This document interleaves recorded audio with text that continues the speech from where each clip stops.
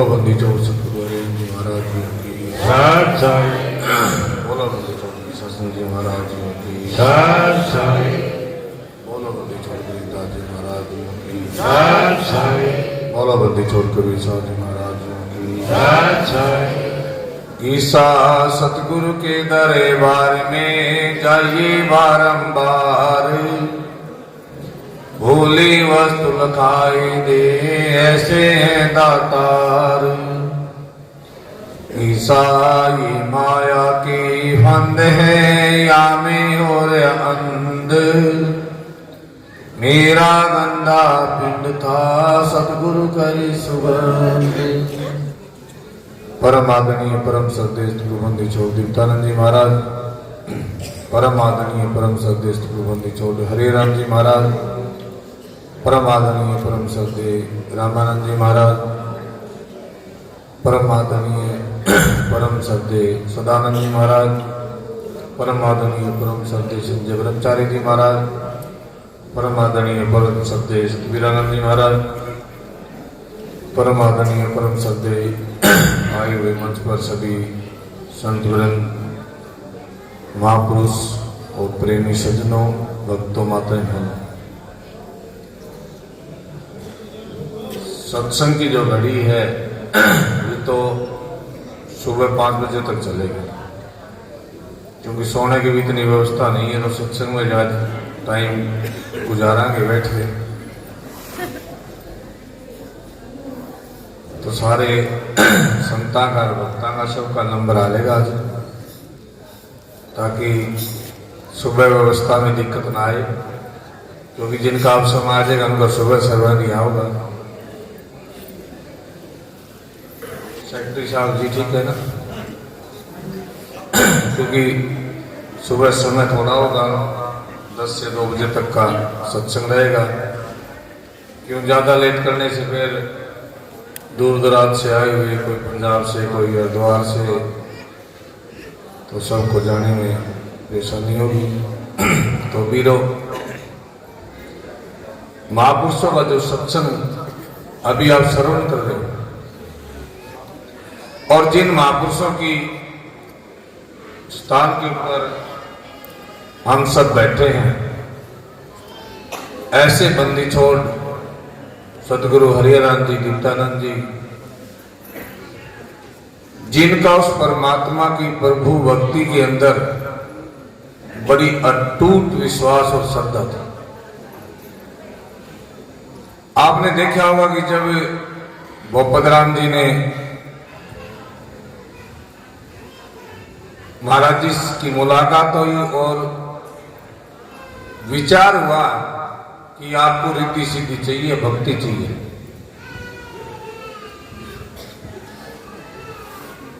क्योंकि वो संत जो थे दूर के संत थे,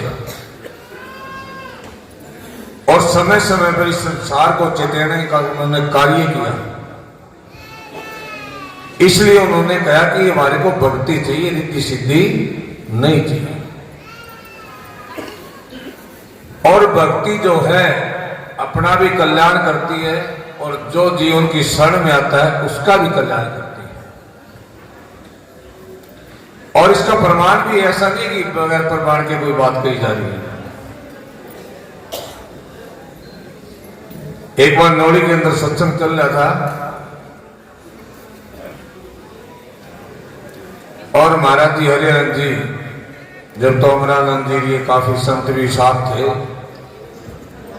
महाराज जी हरिराम जी कहने लगे, कोई प्रकरण चला भाई, हम तो नेकीराम का रूप है सटेज के ऊपर। तो महाराज जी के साथ बुआ जी रहती थी, जो दीप्तानंद जी महाराज जी के समय से ही उनकी सेवा के अंदर थी।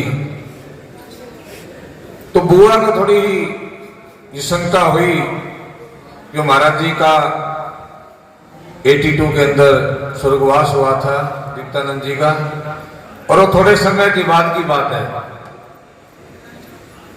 तो कहने लगी, विचार किया, ये बाबा जी अपने आप को नेकीराम मानता है, स्वाभाविक है शंका होना भी।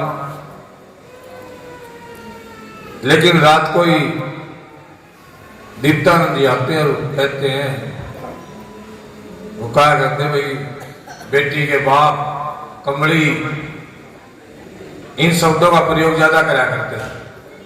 पंजाब वाले बैठे, इनको पता भी है सारा। तो कहने लगे कमली ये आज के नहीं आ रहे, जब हम कबीर साहब आए थे तो ये धर्मदास जी बन के आए थे, और जब गिरशासन जी बन के आए थे हम तो ये नेकीराम जी बन के आए थे, और अब हम दीप्तानंद और हरिहर राम जी बन के आए हैं, और एक बार हम दोबारा फिर दोनों आएंगे। ये भी साथ में कहा, मतलब जो भेद बचा हुआ था उसको भी खोल दिया उन्होंने कि हम एक पर दोनों फिर इकट्ठे आएंगे। और इस बात का भी प्रमाण, क्योंकि बिल्लू के घर में बैठे थे खन्ना में, और जब कोई बात ये आई थी कि महाराज जी शरीर छोड़ेंगे हरियाणा जी, हम हरिद्वार थे, तो फिर हम पंजाब आए, तो थोड़ा स्वाभाविक है कि रोना आया, और महाराज जी पूछते रहे, हमने कोई जवाब नहीं दिया। तो फिर कहने लगे भाई बंदी छोड़ आ गए, और हम 20 साल हो गए वहां गए।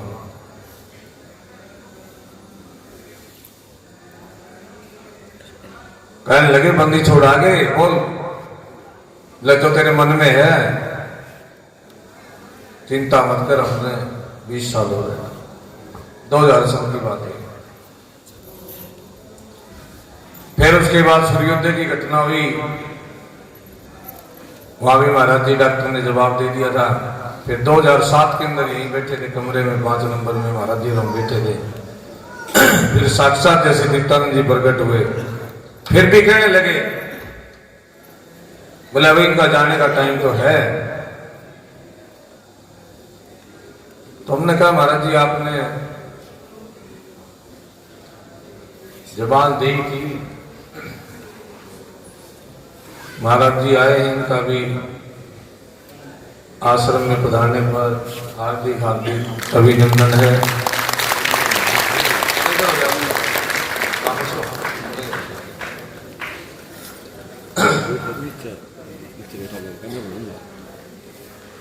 थोड़े आप इधर आ जाओ।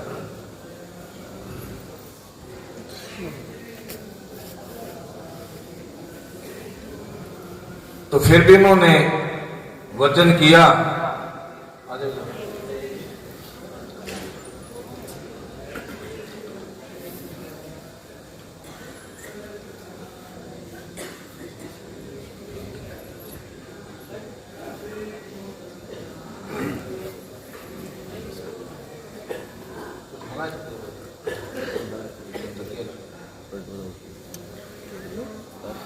तो फिर महाराज जी ने कहा, उनका जी संतों का तो वचन ही है, आपने वचन दिया था। अरे कहने लगे किसान जी हम आपका वचन नहीं बोलते। 2015 में कोई घटना फिर हुई, बोला भाई हमने दोबारा आना है, अब तो जाना पड़ेगा। तो फिर वो साक्षात जो थे उस सत्पुरुष का अवतार, वो बंदी छोड़ इस धरातल पर आए, और जो हंसों को चेताने का कार्य किया। महाराज जी हमेशा ही सत्संग और नाम के ऊपर जोर देते थे, क्योंकि कलयुग केवल नाम है धारा, सुमिर सुमिर नर उतरी पार। क्योंकि संसार में आने के बाद ये थोड़ा जो समय है हमारे पास, क्योंकि मानुष का जो चोला है वो बड़ा उत्तम चोला है, और इस चोले में आने के बाद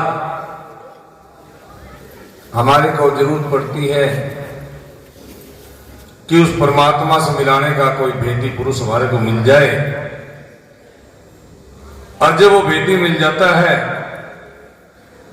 वीरो, जो गुरु वचन पर डट के फंदे 84।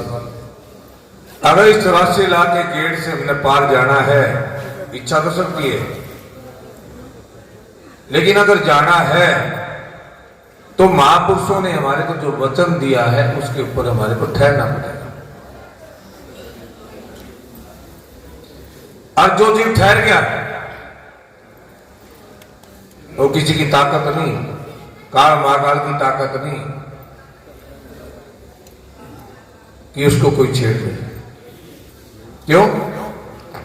जिस चिट्ठी के ऊपर डाकखाने की मोहर लग जाती है, वो चिट्ठी जो है, जो एड्रेस डाला उस एड्रेस पे पहुंच जाती है। और जिस पे चिट्ठी पे मोहर नहीं लगी वो चिट्ठी आगे नहीं पहुंचेगी। अगर हमारे को सतगुरु के वचन की मोहर लगी, बंदी छोड़ने हमारे को जो शिक्षा दी, अगर हम उसके ऊपर ठहर गए तो किसी की ताकत नहीं, जीव भवसागर से पार जाता है। और ऐसा अनेकों उदाहरणों के अंदर भी है, ग्रंथ साहब के अंदर भी है, भागवत के अंदर भी है कि जिसने संतों का शरणा लिया उसको काल महाकाल से डरने की जरूरत नहीं होती। और ये अवसर अपने को मिला है, जैसे आज महाराज जी की समाधि का लोकार्पण कल है और इसमें 531 अखंड पाठ और 531 हवन है, क्योंकि वाणी का जो पाठ है वो हमारे को इस भवसागर से पार करता है। जीता दास ने बड़ा सुंदर कहा, जीता मैं कुत्ता दरबार का साधो, मैं कुत्ता दरबार का। अब कई बार क्या होता है कि जीव को जो मान होता है उस नाम की कमाई के अंदर नहीं रहता या गुरु के वचन के अंदर नहीं ठहरता, तो किसी की ड्यूटी कहीं लगा तो कहेंगे ओहो इसकी ड्यूटी वहां लगा दी, उस मेरी ड्यूटी वहां लगा दी। आती है ना कई बार मन के अंदर। वो क्यों आती है? आपने विचार करा होगा, माताएं भी बैठी सारी, पहले कुएं होते थे, पानी लेके आते थे और वो पानी जब लेके आते थे तो मटका भरा होता था और बगैर हाथ लगाए बातें करते करते घर तक पहुंच जाते थे। क्यों पहुंचते थे? क्योंकि मटका भरा हुआ था। अगर वो मटका खाली होता तो दोनों हाथ लगाने के बाद भी घर तक नहीं पहुंच सकते, मटका रास्ते में टूटे। जैसे नटका तार के ऊपर चलता है तो उसकी सुरती कहां होती है? तार के अंदर। अगर उसकी सुरती इधर उधर हो जाए तो फटाक से गिर जाएगी। तो जिसने गुरु वाणी ग्रहण कर ली, जिसने वचन ग्रहण कर लिया, उसकी कहीं ड्यूटी लग जाओ, मैं कुत्ता दरबार का साधो, मैं कुत्ता। और कितने ज्ञाता थे भाई, इस ग्रंथ साहब की रचना उन्होंने की है, जीता दास ने। और कहीं देख लो जीता दास, अरे कबीर साहब ने भी अपने आप को क्या लिखा है? साहिब तो संतों ने बनाया ना उसको, लेकिन कबीर ने क्या लिखा? कबीर दास। और आज कई बार क्या होता है, जीव अहंकार के अंदर कहता है कि मैं कबीर हूं, मैं गरीब हूं, मैं घीसा संत हूं। कब है ना? अरे जब भीतर चोट लग रही हो तो कोई बनेगा क्या? बनेगा सो बिगड़ेगा, और जो बने नहीं तो बिगड़ेगा क्यों? कबीर नहीं बना तो बिगड़ा क्या? कहां? आज भी उसको याद करते जैसे कबीर हमारे पास बैठा है। कबीर साहब की वाणी किस ग्रंथ के अंदर नहीं बताओ? कोई संत उपदेश करता उसके अंदर कबीर की वाणी ना हो तो बताओ। कबीर ने लिखा कबीर दास। लेकिन कबीर कौन था?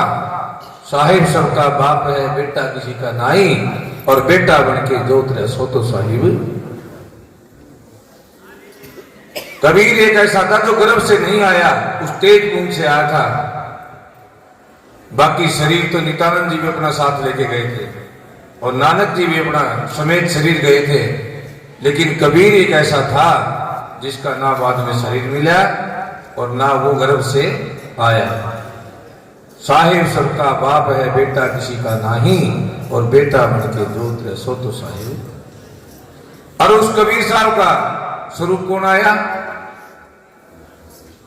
जब खेकड़ा के अंदर सदा सुख की बंदगी कबूली, बंदगी के कारण पुत्र का है, वो बड़े संतों की सेवा करते थे। और जब उनकी परीक्षा ले गई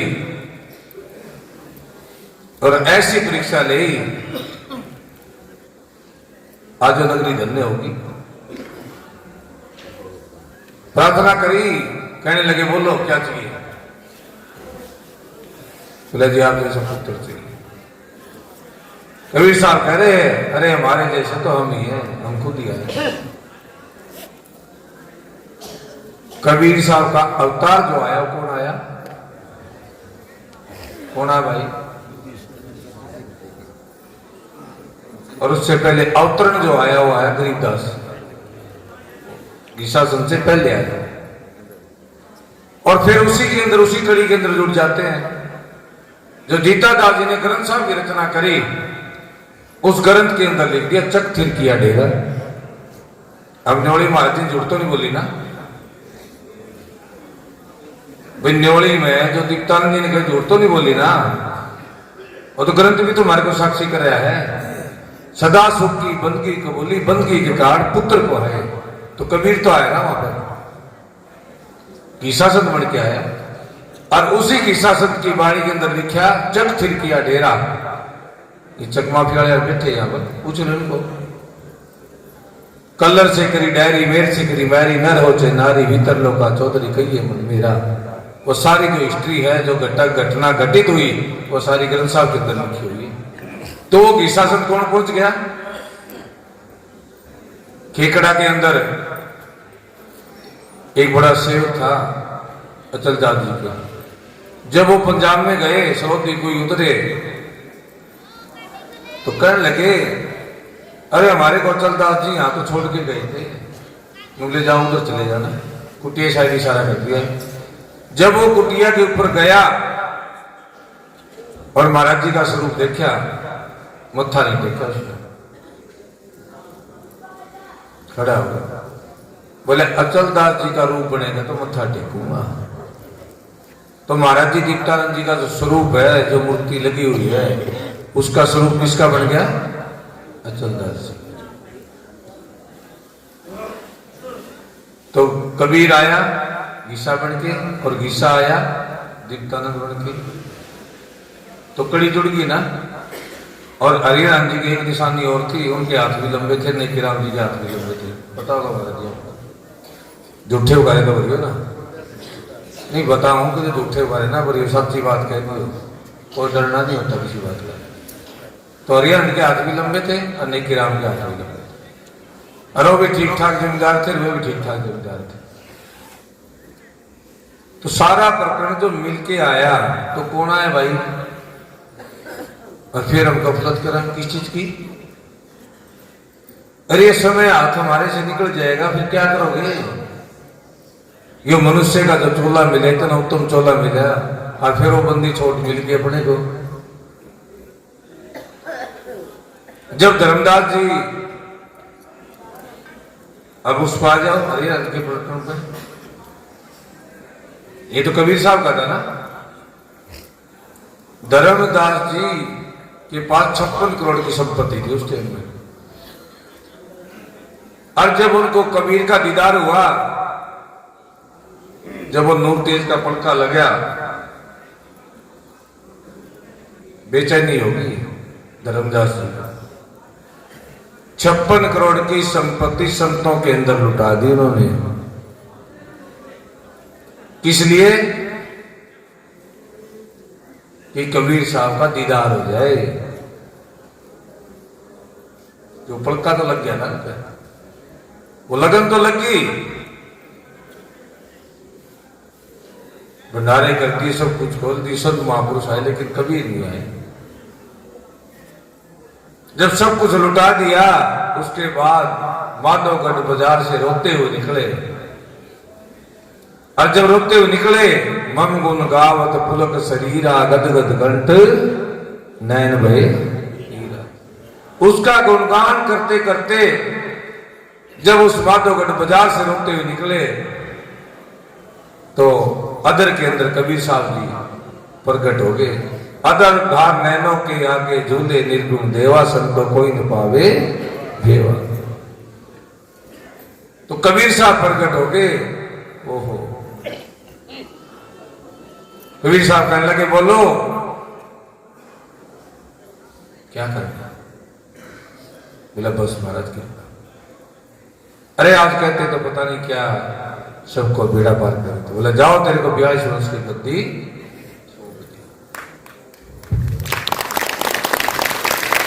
तो जिसने लुटाया उसने पाया, और जो नहीं लुटावा तो भाई पाऊंगा के। फिर नेकी राम का लगा लो, वही नेकी राम का इतिहास है। और वही फिर आ जाओ तो हरिहर जी का इतिहास है। तो वीरो, ऐसे दूर के चले हुए महापुरुष अगर वो परमात्मा का स्वरूप बंदी छोड़े, अगर अपने को मिल जाए, कमी किस चीज की भाई?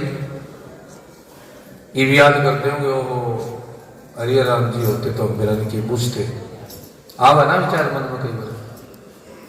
आज ये भी आती है कि कबीर साहब मिल जाए तो हम पता नहीं क्या कर लिया। लेकिन जिस टाइम कबीर साहब थे, भारत और बांग्लादेश इकट्ठे थे, जब वो परीक्षा ली और बाजार से निकले, गंगा जल के अंदर रंग डाल लिया और वेश्या के ऊपर हाथ रख लिया, तो क्या कह रहे हैं? कबीर डूब गया, कबीर डूब गया, कबीर डूब गया। और उसका क्यों डूबेगा? जो मां के गर्भ से नहीं आया। जब माया उसकी परीक्षा लेने लगी तो क्या कह रहे हैं? क्यों नैना झमकाव ठगनी तेरे हाथ कबीरा।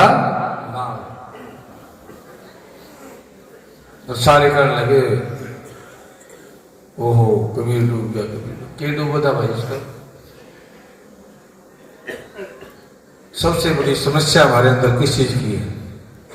जब संत उस चोले के अंदर होता था, हम उसकी पहचान नहीं कर पाते, और जब वो चले गया तो फिर वो सांप निकल गया, फिर बम्बी ने पीटने वाला काम शुरू कर देते।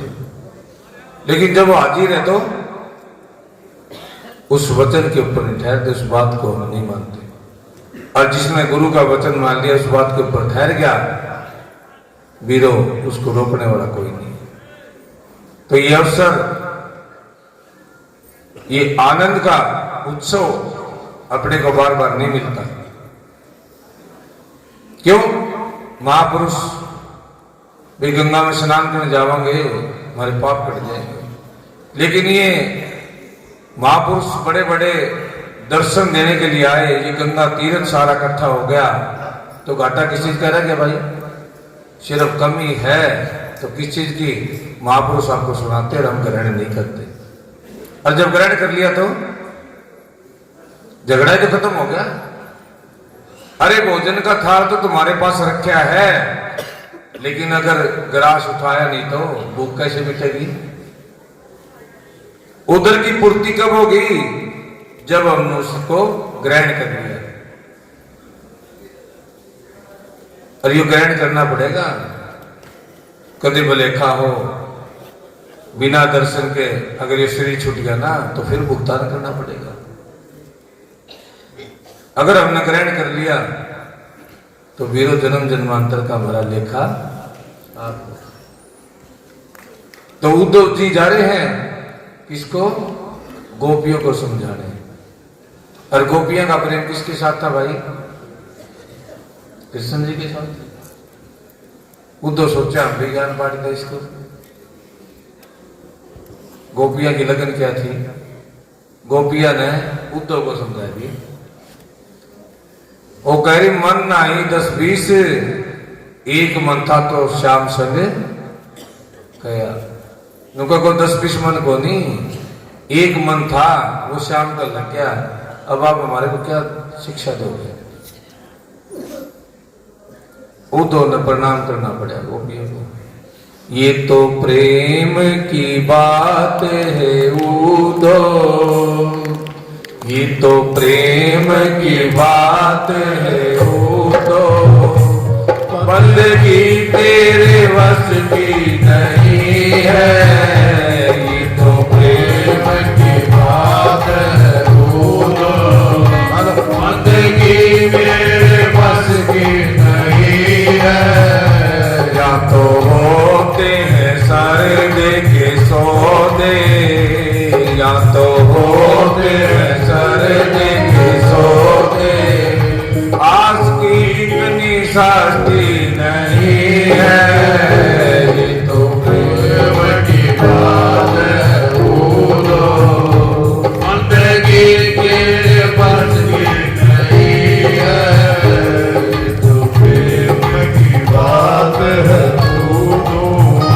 प्रेम वालों ने कब वक्त पूछा, तेरी पूजा में सुन ले उदो।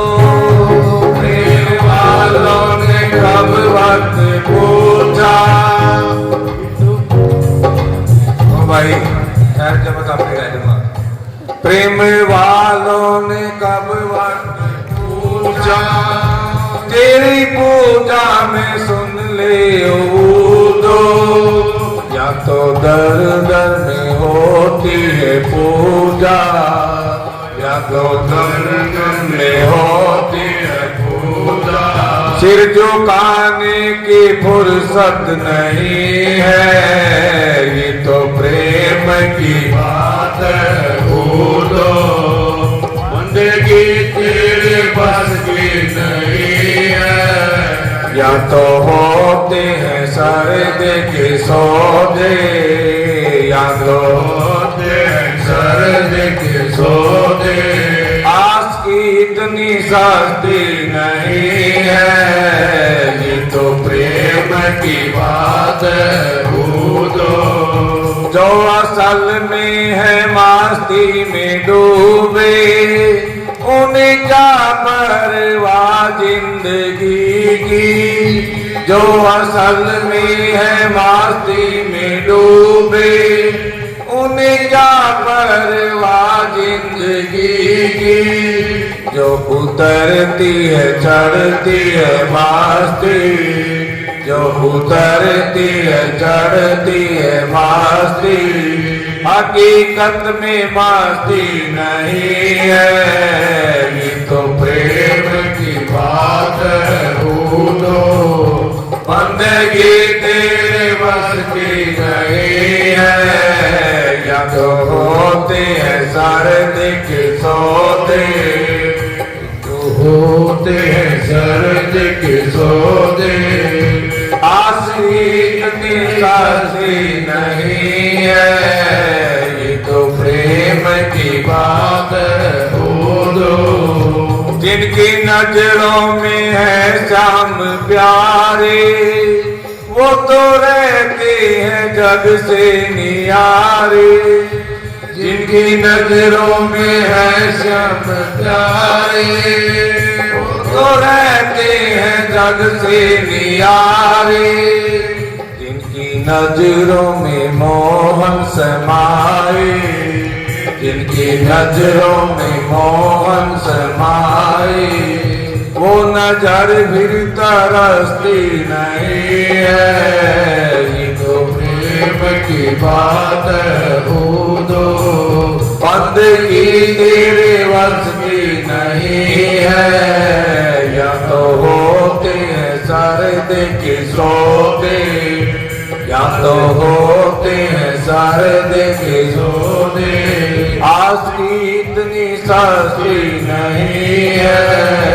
ये तो प्रेम की बात है उदो। तो वीरों, महाराज जी बार बार एक चीज पे बड़ा जोर दिया करते।